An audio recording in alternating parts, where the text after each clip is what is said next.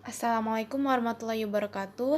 Nama saya Kanya Fadila Azmi dari kelas 10 MIPA 4 dan hari ini saya akan mempresentasikan materi biologi yaitu ekosistem.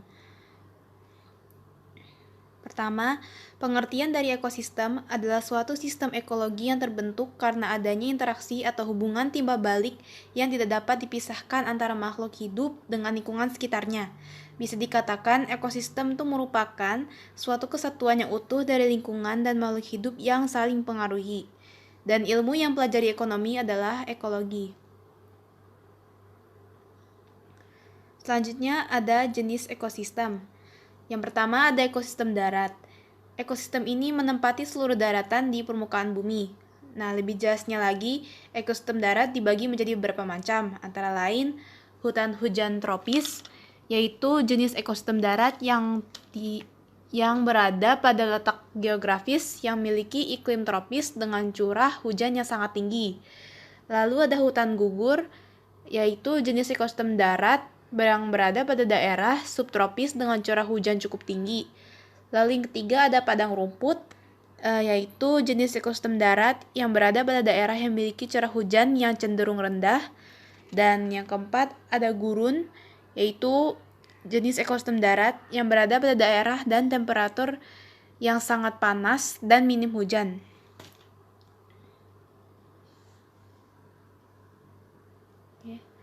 Selanjutnya ada akuatik atau ekosistem air. Nah, ekosistem ini tuh juga menempati seluruh perairan di bumi. Ekosistem ini juga terbagi menjadi beberapa macam, yaitu ada air laut, danau, dan air tawar. Nah, air laut itu merupakan ekosistem air yang memiliki kadar garam yang sangat tinggi.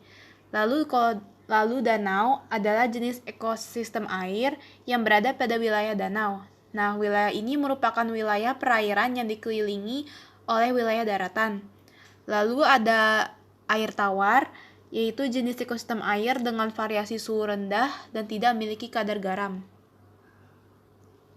Oke, selanjutnya ada yang terakhir, ekosistem buatan. Dan ekosistem jenis ini merupakan ekosistem yang sengaja dibuat baik dalam ekosistem darat atau air, seperti akuarium, kebun binatang, kolam ikan, dan lain-lain.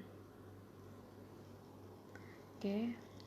Selanjutnya ada komponen ekosistem. Komponen ekosistem adalah bagian-bagian yang membentuk ekosistem. Secara umum, suatu ekosistem dibentuk oleh suatu kesatuan biotik dan abiotik yang saling berinteraksi. Lebih jelasnya, komponen tersebut adalah sebagai berikut. Nah, komponen ekosistem itu dibagi menjadi dua, yaitu komponen biotik dan komponen abiotik. Nah, berikut penjelasannya. Yang pertama ada komponen biotik. Komponen biotik merupakan faktor yang meliputi seluruh makhluk hidup bumi. Komponen biotik juga terdiri dari produsen, konsumen atau heterotrof, pengurai atau dekomposer, dan penghancur atau detritivor. Nah, makhluk hidup yang termasuk biotik yaitu tanaman, manusia, dan hewan.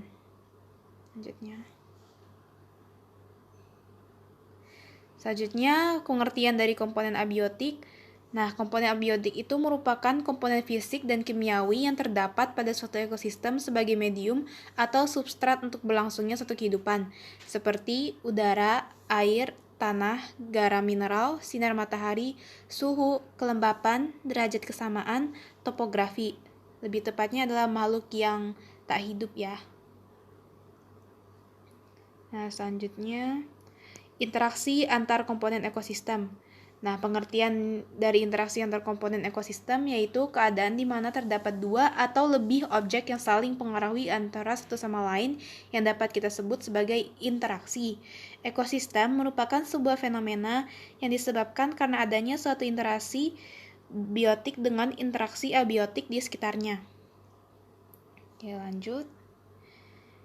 Nah, contoh dari interaksinya yang pertama ada netralisme. Netralisme itu adalah interaksi antara dua atau lebih spesies yang masing-masing tidak terpengaruh oleh adanya asosiasi.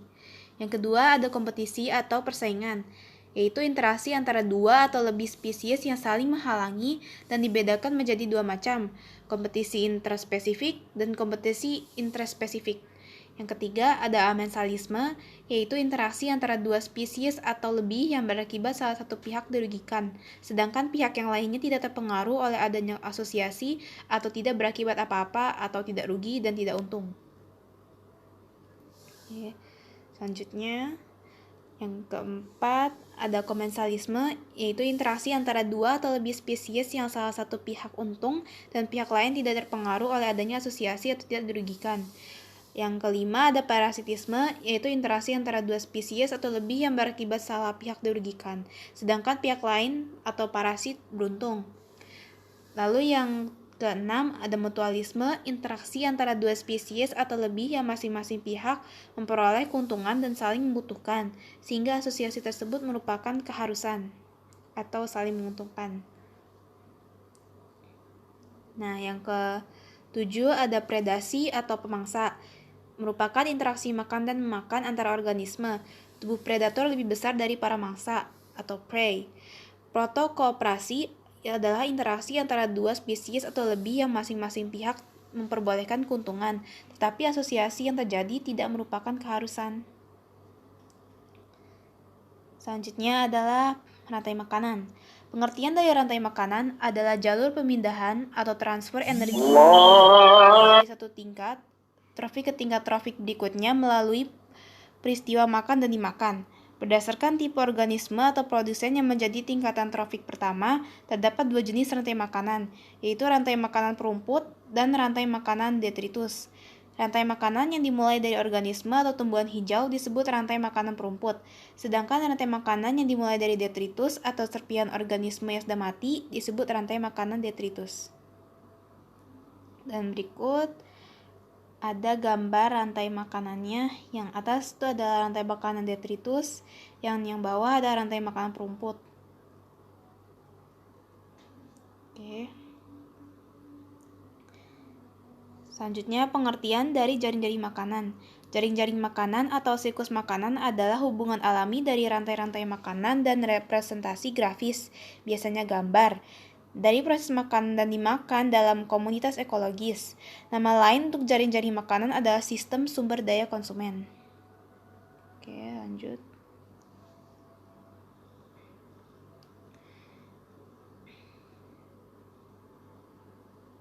Nah, di sini tuh ada gambar jaring-jaring makanan. Ya, ada dari tumbuhan, terus dimakan belalang, burung, tikus, dan kelinci. Dari konsumen yang paling bawah, dari produsen menjadi konsumen 1, terus menjadi konsumen 2, dan menjadi konsumen 3 ya.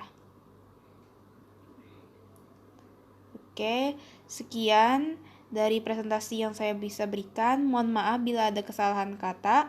Wassalamualaikum warahmatullahi wabarakatuh.